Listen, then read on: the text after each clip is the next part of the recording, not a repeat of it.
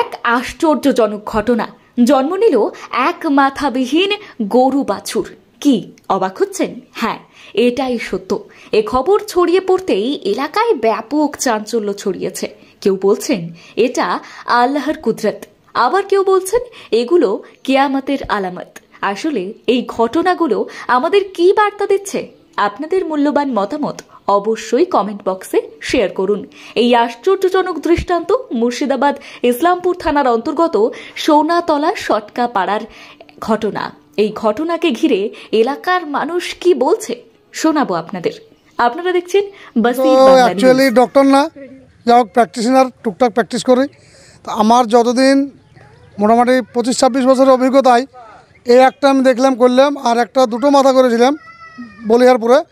তো যখন আমাকে পার্টি ফোন করলো, ফোন করার পরে আমি দেখলাম হাদার পরে যে গরুর বাচ্চার লোম চলে আসছে, কিন্তু বাচ্চার মাথা নাই এবং মল পচা। আমি বুঝলাম যে বাচ্চা মারা গেছে এবং খুব মানে হার্ডলি কষ্ট, এই গরু কষ্টের ওপরে ডেলিভারি করতে হবে।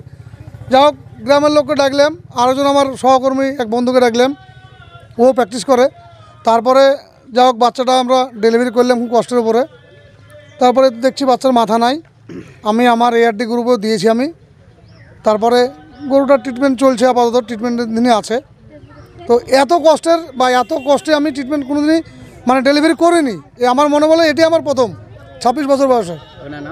আমার নাম হচ্ছে আবু সেলিম, ডাকনাম টিটু, কাঞ্চনপুর কোঅপারেটিভ সোসাইটির একজন কর্মচারী প্লাস AI ওয়ার্কার।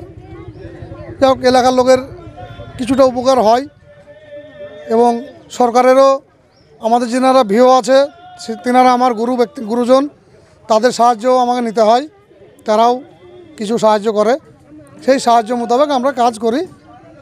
এটাই হচ্ছে আমাদের কাজ। আসসালামু আলাইকুম। ওয়ালাইকুম সালাম। আচ্ছা, এই যে গরু মাথাবিহীন একটি বাছুর, এটা কি বলবেন, কবে হয়েছে এটা?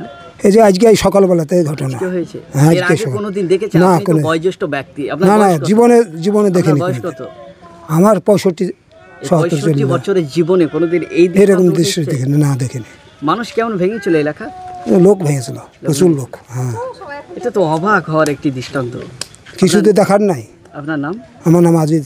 আমি এইমাত্র আসলাম, দেখলাম একটি গরুর পেট থেকে গরুর বাচ্চা হয়েছে। সেটা দেখছি সম্পূর্ণ মাথাটাই নেই। তো এটা থেকে আমাদের শিক্ষা নিয়ে প্রয়োজন, আমাদের শিক্ষা নিতে হবে। আল্লাহ তাআলা যা চান তাই হয় এবং আল্লাহ তাআলার করুণ মহিমা যে মাথাবিহীন একটি গরুর বাচ্চা হয়েছে বাছুর। আপনার নাম? আমার নাম Hafez Jahangir Ali, Mecca Medina tour and travels. দাঁড়িয়ে রয়েছি মুর্শিদাবাদ ডিস্ট্রিক্ট ইসলামপুর থানার অন্তর্গত দুল্লপুর সটকাপাড়ায়। একটি দৃষ্টান্ত আপনাদেরকে দেখাবো।